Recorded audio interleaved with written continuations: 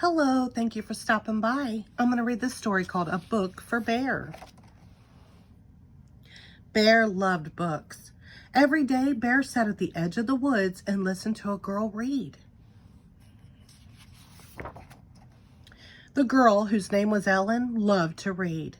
Bear loved to listen. Ellen read scary books, exciting books, funny books. Bear and Ellen loved them all. One afternoon, sitting under their favorite tree, Bear said, "I want a book of my very own, a book the color of ripe red raspberries and delicious to read. Where do you find your books?" "At school," said Ellen, "but bears aren't allowed. Tomorrow I'll bring you a new book." "But," said Bear, "I want to pick it out for myself."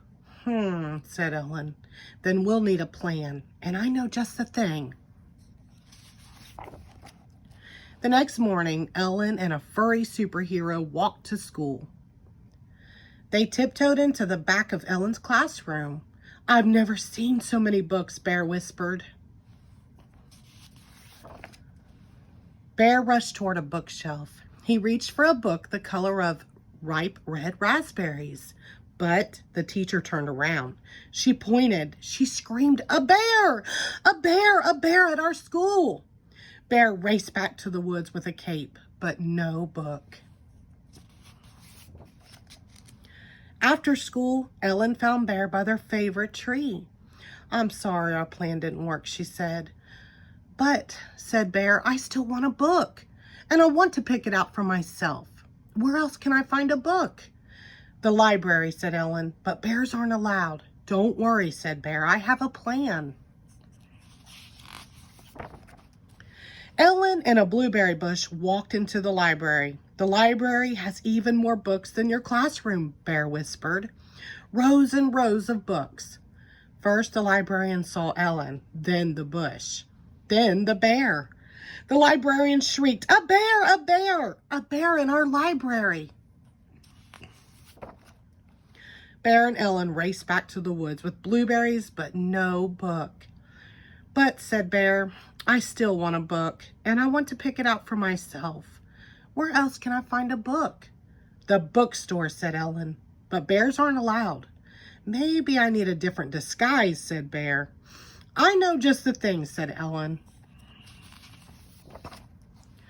Ellen and a furry giant wearing a coat and hat and carrying an umbrella tiptoed into the bookstore.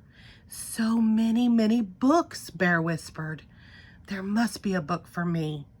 Then Bear saw just what he wanted, a book the color of ripe red raspberries. He rushed for the book, but didn't see the ladder or the clerk on the ladder. Clerk, ladder, and furry giant wearing a coat and a hat and carrying an umbrella crashed to the floor. The clerk yelled, "A bear! A bear! A bear in our bookstore!" Bear and Ellen raced back to the woods with a broken umbrella, but no book. "How will I ever find a book of my own?" asked Bear. "Don't worry," said Ellen. "We'll think of something." Bear scratched his back on the tree and thought. Ellen scratched the top of her head and thought. Suddenly Bear said, "Could we make a book?" Ellen smiled. "Be right back."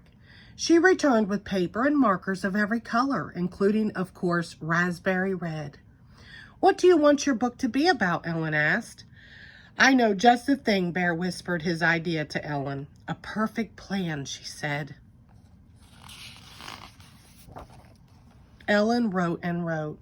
Bear and Ellen drew picture after picture. When they finished, Bear beamed.